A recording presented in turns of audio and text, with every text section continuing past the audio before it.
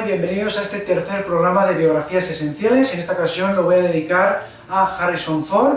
De esta persona en concreto ya sabéis que tengo una charla de 1 hora de duración si queréis ahondar más en la vida y obra de este actor. Pero aquí, pues como siempre, solamente vamos a ver los datos más impactantes, las curiosidades más llamativas. Y lo primero que hay que comentar es que no es el típico actor que desde un principio quería ser actor ya desde niño.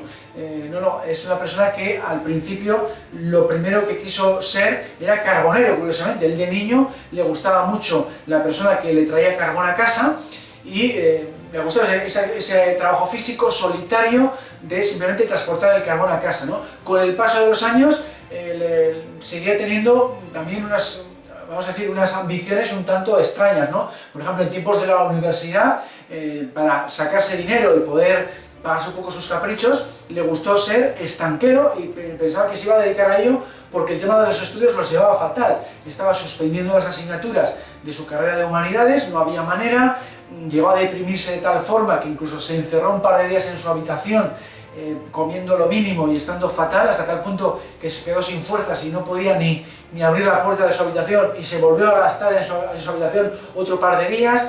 Vamos, lo pasó realmente mal en la carrera universitaria, no era un buen estudiante, ni mucho menos, y al final va a ser ahí en la carrera universitaria cuando va a descubrir que lo suyo es la interpretación, ¿no? Porque en el teatro ve que destaca frente a sus compañeros, recibe buenas reseñas en los medios de la universidad y además ahí va a conocer a su primera esposa, que se llama Mary, y es lo que va a comentar sus padres al término de la carrera, sin informarles absolutamente nada hasta el último segundo, cuando llega ya el momento de la graduación. Les dice él de golpe y porrazo: he suspendido y me voy a casar con esta persona.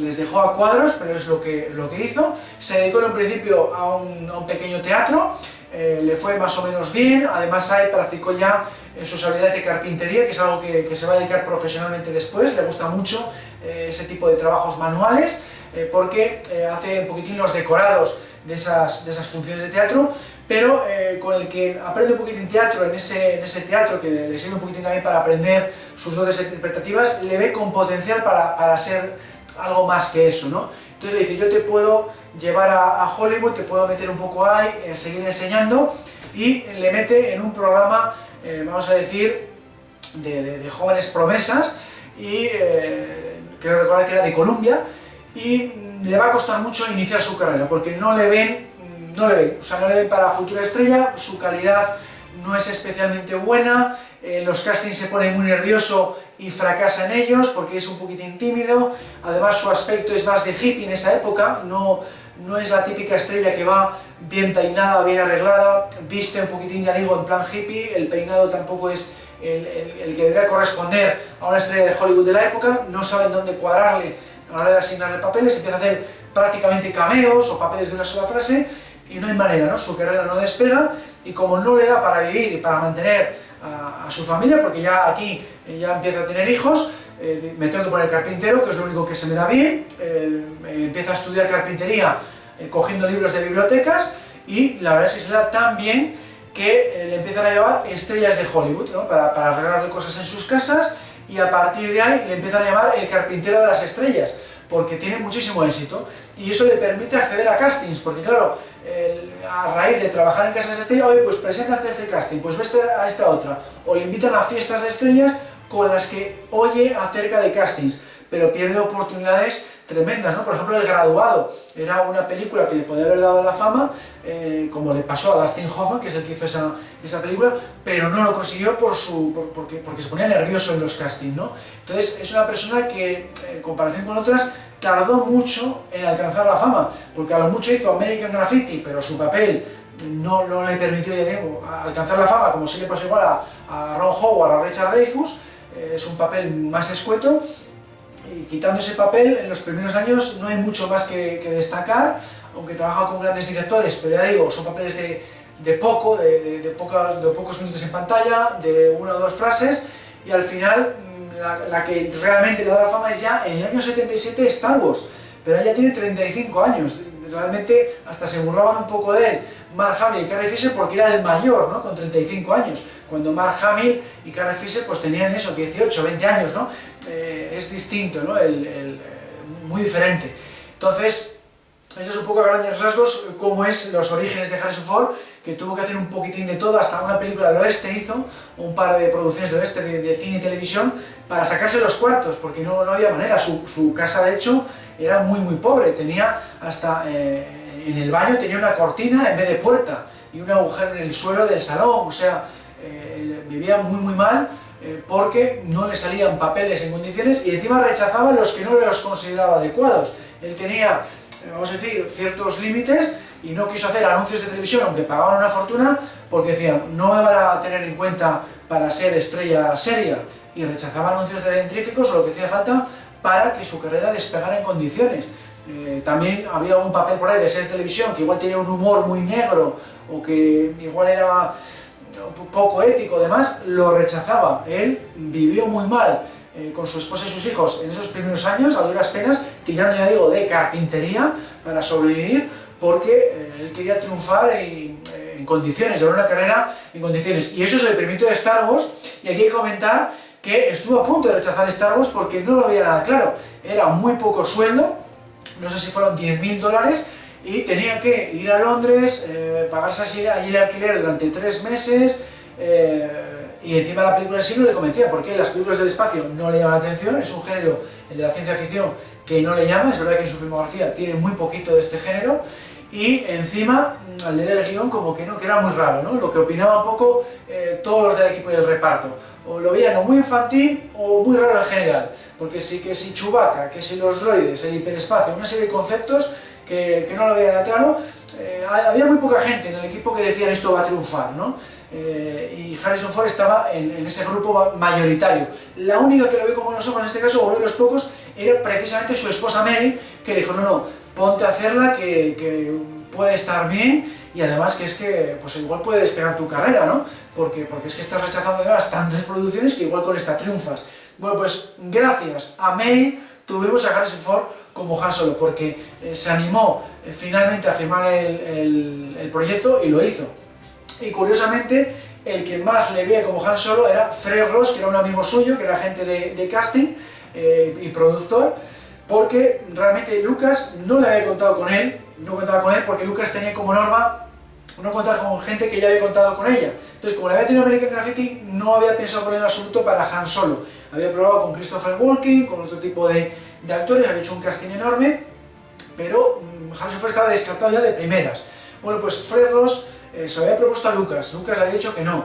Y Fred Ross estaba convencido que era perfecto para ese papel, entonces lo que hizo fue contratarle como carpintero de la puerta con la que se accedía a ese casting que se estaba haciendo Lucas en compañía con Brian De Palma, que era un amigo suyo, que era director de Carrie en ese momento, y como Lucas era muy tímido, pues hacer un casting con otro director como que mejor, ¿no?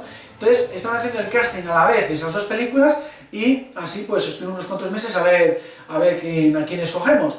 Bueno, pues así Lucas le iba a ver todos los días al entrar por esa puerta.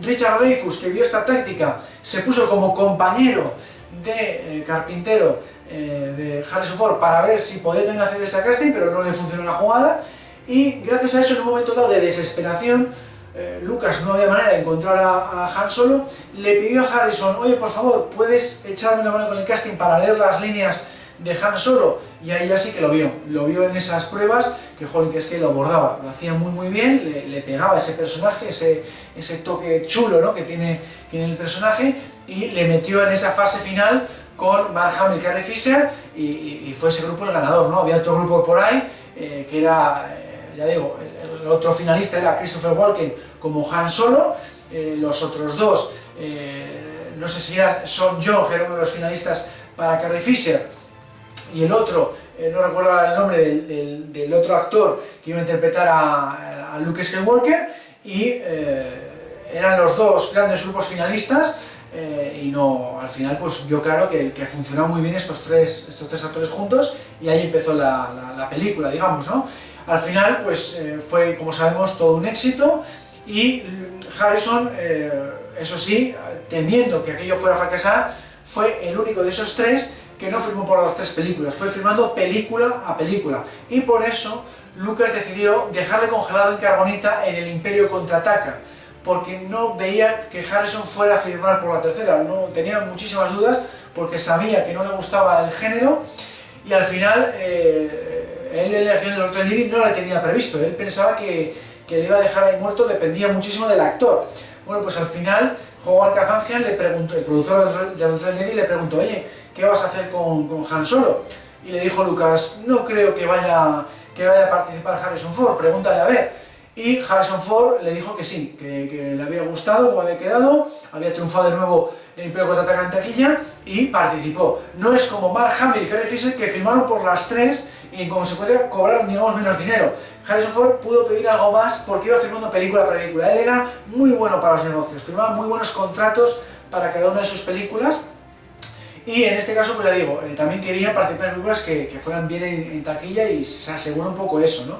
Y en cuanto a Howard Kazanjian le preguntó, sí, no, como ya había pasado ya la taquilla del Imperio Contraataca, había funcionado igual forma, había gustado a la gente, había dado buenos resultados, a él le había gustado también la película, pues sí, no, voy a participar en otro Jedi. Entonces Lucas se puso a escribir cómo era el rescate de Han Solo de carbonita. De ahí viene un poquitín la historia de Han Solo en las películas. Y bueno, hay que comentar, pues hablando de Harrison Ford, que hace muy buenas improvisaciones en sus películas y con Han Solo hay unas cuantas, ¿no? Por ejemplo, improvisó el tema del episodio 4, su mejor improvisación es cuando está en el bloque de prisión y tiene que hablar por un intercomunicador para que no salten las alarmas, aunque al final no lo consigue, de que no, que es un escape de gas, no vengáis al bloque de prisión, que esto y que lo otro, ¿no? Eso le dijo a Lucas, esto es mejor improvisarlo porque si lo hago con guión no va a quedar tan natural. Y se le ocurrió eso del escape de gas y demás. Y luego pega un tiro y Luke, que tenemos compañía. Le quedó fantásticamente bien. Esa es una de las aportaciones. Lo de no te pongas chulo, que le dice a Luke durante la batalla que viene después con los cazas TIE, también se le ocurrió en ese momento, quedó fantásticamente bien. El Imperio Contraataca se le ocurrió decirle a Lando, menudo zorro, o algo así, le dice cuando Lando intenta ligar con Carrie Fisher, ya vemos que Carrie Fisher se ríe y demás. Eso se rió ahí porque se lo había ocurrido en ese momento y además habían estado de fiesta la noche anterior. Es un poquitín por ambas cosas, habían estado, no sé si fumando o porros o marihuana o algo parecido, habían tenido ahí un poco de lío y aparte de eso, pues es una improvisación que encajaba muy bien con esa escena y no se la esperaban en absoluto y quedó pues también fantásticamente bien para esa escena en concreto. No estaba en el guión esa improvisación y sobre todo en el Imperio Contraataca, el te quiero lo sé. Ahí no quedaba muy bien que Han Solo dijera lo que estaba puesto en el guión, que es yo también te quiero, o algo parecido. Probaron diversas combinaciones, no gustaba, ya se estaba acabando el tiempo, habló con Irving Kessler a ver qué podemos hacer, y al final, en el último segundo, se le ocurrió el lo sé, que ha quedado como una de las mejores frases de esta saga, ¿no? Tiene, ya digo, una capacidad de improvisación muy buena, quizá debido a que hizo teatro en sus tiempos universitarios y luego de joven nada más terminó la carrera, y ya digo que lo borda, ¿no? Se mete muy bien en sus personajes, aunque luego es un actor que está igual no tan bien considerado como otros, porque no ha recibido premios, mucho ha tenido una nominación al Oscar por un único testigo, pero bueno, tiene otros premios por ahí.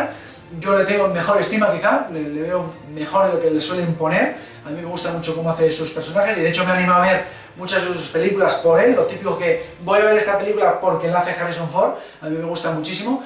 Y aquí la prueba es eso, ¿no? Que hacen muy buenas interpretaciones, pero bueno, ahí cada uno tiene su opinión. Yo mi opinión es que le veo muy buen actor, lo que pasa es que igual eso, que hay que verlo igual con otros ojos, no lo sé. Y en el Retorno del Jedi, improvisaciones, pues él quiso meter lo de que muriese su personaje, pero Lucas no se lo concedió. Él dice que fue porque iba a afectar al merchandising de Han Solo, que claro, si muere el personaje se venden menos productos de Han Solo. Él lo achacó a eso, pero Lucas dice que no, él lo hizo así porque las películas en que se basan Star Wars, como los seriales de Republic, siempre los protagonistas sobreviven, y él quería un final feliz, pues eso, como las películas y seriales que él veía de niño, ¿no? Era su justificación, pero Harrison por su parte y también el guionista Lawrence Kasdan no estaban de acuerdo, querían meter un poquitín de drama, igual que se había hecho con Obi-Wan en el episodio 4, matar a un protagonista porque todo va como muy sobre la seda, va todo demasiado bien, en esa película no muere ninguno de los protagonistas, bueno, salvo Yoda por vejez, digamos, pero en ese desenlace, esa gran batalla, no muere nadie, ¿no? Entonces es un poco lo que no convenció, hay también críticas al respecto, etcétera, etcétera, ¿no? Eso es un poco lo que quiso aportar, pero en este caso Lucas no se lo permitió, porque él consideraba que Han Solo es un personaje un tanto solitario y quedaría bien que falleciera, pero claro, Lucas no lo veía porque ella estaba enlazado románticamente con Leia, también puede ser otra justificación. En cualquier caso, lo hizo fantásticamente bien en estas 3 películas, volvió luego en la trilogía de secuelas, quizá porque le permitieron fallecer en el episodio 7, yo pienso que fue también por ahí, aparte de que le pagaron una fortuna, todo hay que decirlo. Harrison Ford siempre va mucho por el dinero y no tiene ningún problema en decirlo, ¿no? Lo ha declarado en alguna ocasión, que para él el trabajo de actor no es más que un trabajo, y por eso también evita mucho el tema de fiestas con actores, promociones, todo lo que puede. Lo que pasa es que por contrato muchas veces tiene que acudir a tema de poner la huella de Hollywood o fiestas de estreno, tal, va porque tiene que ir, pero él en cuanto puede se escapa con su familia, es una persona muy familiar, quizá además porque se divorció de su segunda esposa Melissa Mathison, la guionista de T, quizá por eso, porque estaba todo el rato viajando, le achaca un poco a eso, a todo el trajín que tuvo con sus grandes películas. Ahora parece que le va mejor con Calista Flockhart, la actriz famosa por Ally McBeal, lleva ya unos cuantos añitos, más de 20 creo que lleva con ella. Entonces, igual para no tener ese mismo problema, pues se enfoca mucho en la familia y en sus hijos, y es un poco lo que se puede comentar a nivel personal. Y bueno, pues a grandes rasgos es lo que se puede comentar de Star Wars, ¿no? También metió algo propio en el episodio 7, por cierto, cuando conoce a Rey y Finn, dice lo de solía serlo, ¿no? Esa frase de que usted es Han Solo, solía serlo, esa frase la dice él en la vida real, esa la dice cuando le preguntan si es usted Harrison Ford, dice en los últimos años suele decir solía serlo, porque claro, ya él dice, ya no se ve tan famoso como antiguamente, y suelta esa frase, ¿no? Pues lo metió en el episodio 7, es también una de sus guiños o de sus improvisaciones, siempre intenta meter algo, y luego también pues estuvo, como sabemos, en el episodio 9, y la verdad es pues también que le gusta pues trabajar en esta saga, aunque no tanto como la de Indy. La de Indy es su favorita, siempre lo ha dicho, le gusta más, igual por eso, porque es más mundana, no tiene tanta fantasía, tanta ciencia ficción como las otras, y se ha volcado con ella también con brillantes interpretaciones, brillantes improvisaciones, como por ejemplo, no es el rodaje, son los años, al